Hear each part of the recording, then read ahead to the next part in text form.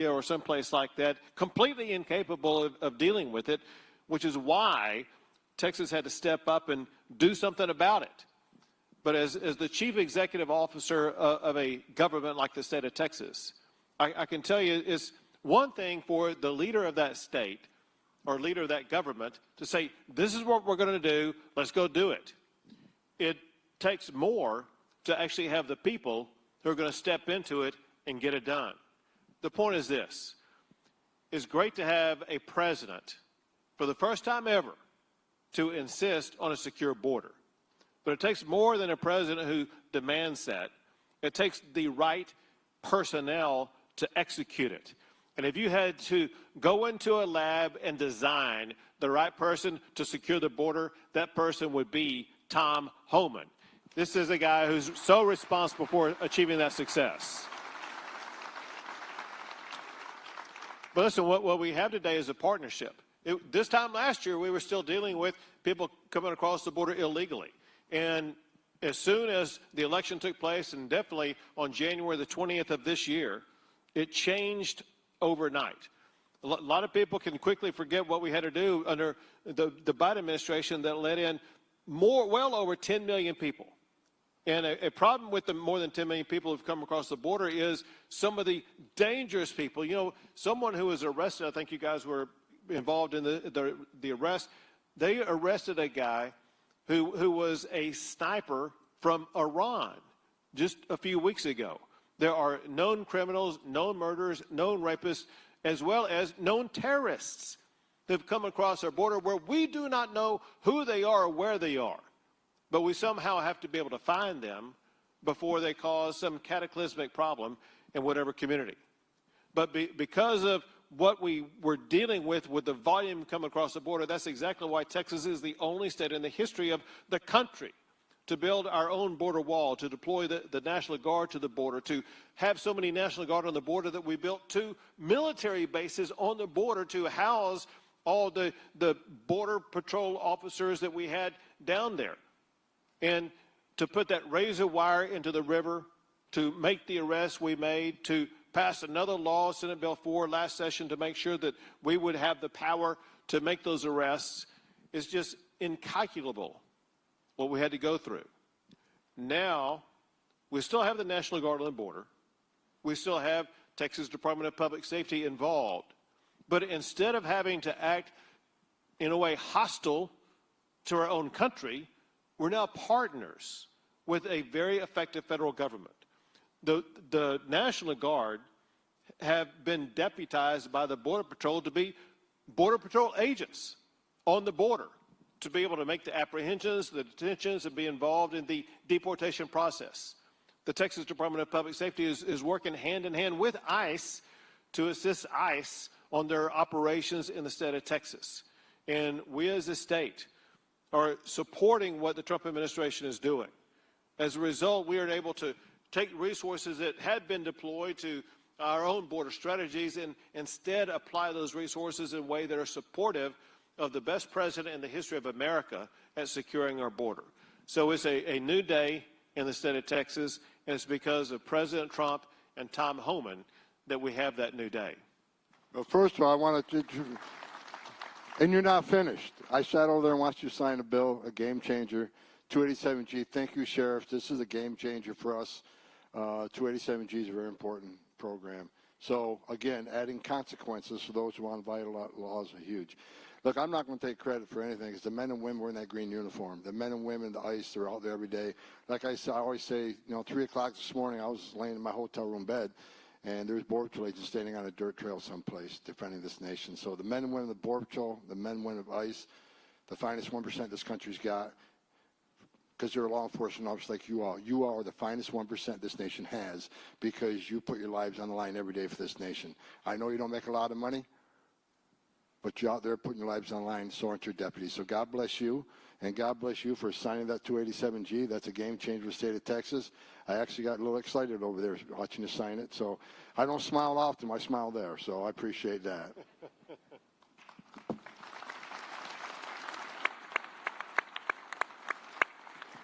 So a little bit of a follow-up there. So How is the work of the federal government and the Trump administration, has that allowed you to focus on other critical public safety needs in the state of Texas? Well, because we do have a federal government that is actually securing the border, because we have people like Homan and ICE that are getting these dangerous people off the streets and enforcing the consequences that Tom Homan is talking about. It allows us, for one, to deploy our officers, DPS officers, as well as our National Guard in ways that support the efforts of the federal government. We're a force multiplier for them. Whenever they go into a danger zone, we're going to be there to assist them in that danger zone. They got a job to do. And we have to have the law enforcement who will have their back, provide a protective shield around them, and assist them in any way we can, because we have a collective mission. And that is to ensure that anybody who is here illegally, especially those here illegally who are criminals, that we get them off the streets as fast as we possibly can. And that goes to the core of what we all want to achieve, and that's to have safer communities. And so we're able to now use our resources that focus on those safer communities, but also get our DPS officers who were doing overtime, working on the border. They were taking time away from communities in Amarillo and Wichita Falls and Waco and elsewhere. They're now able to spend more time back in their own communities, making sure those communities are safe, as well as to patrol the highways like they had before.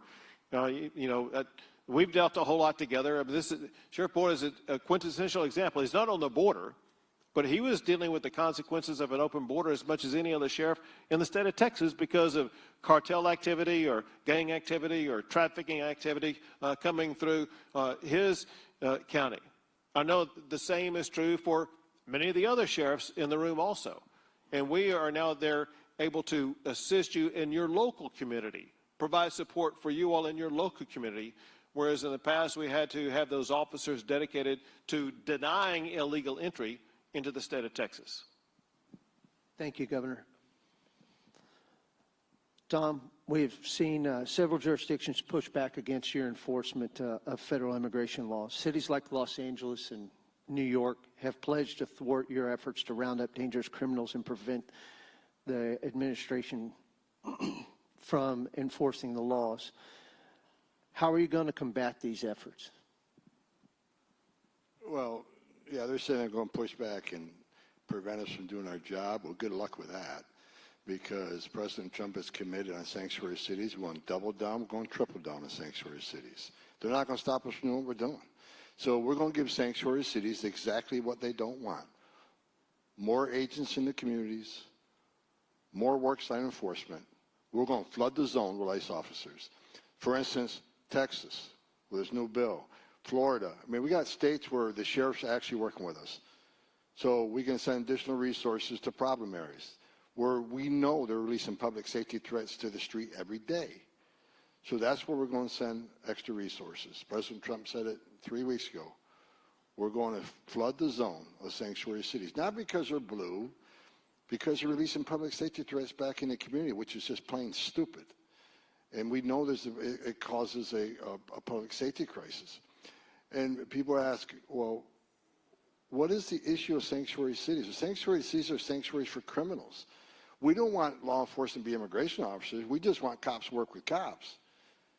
We want access to the jail where they lock somebody up that's in the country illegally. But they release them back in the community. We got to send a whole team to find them. It makes it harder, makes it less efficient. So guess what? We're going to send a hell of a lot more teams to sanctuary cities. We're going to focus and prioritize sanctuary cities. That's the right thing to do because we know that's a public safety crisis. And for the left and some back there, the TV cameras are going to report that what we're doing is inhumane. I saw a couple television shows this morning from a hotel room. Now, let me make something clear. People are attacking ICE for doing what we're doing right now. Why is there a mass deportation operation? Because we just went for 4 years of massive illegal immigration on the border, where 10.5 million people came to the border. The Biden administration released them into the United States, in my opinion, illegally. They abused the parole statute.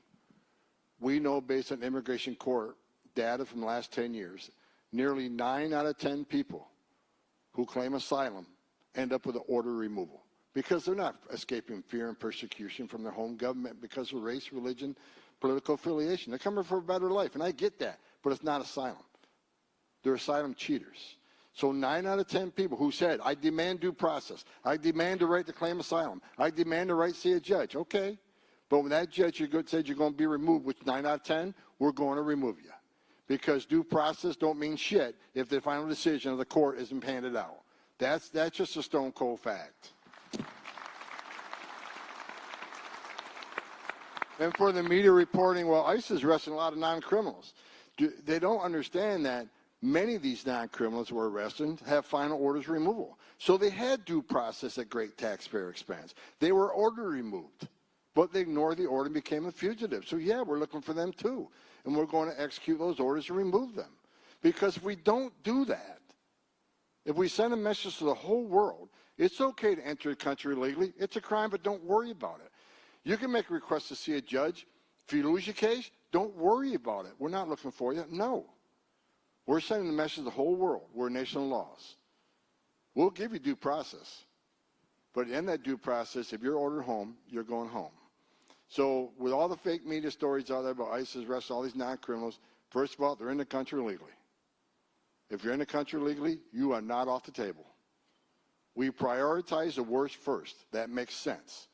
But it doesn't mean you prioritize this group. Everybody else is good to go.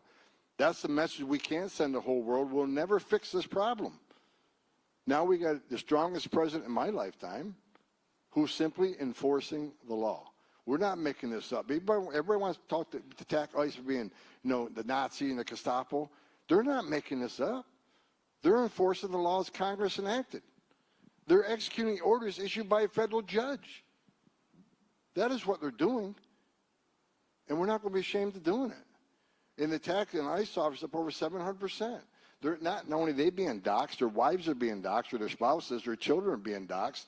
I've never seen in my lifetime a situation where people think it's okay to attack a federal law enforcement officer and his family. So the ones who enforce the law are the bad guys. The ones who violate law are the victims. It's just incredible. People have lost their minds. But there's one thing that won't change. ICE isn't going away. Border Patrol's not going away. Tom Homan isn't going away. We're going to get this done without apology. It's going to go done. Thank you. Governor, you have a long and successful record of working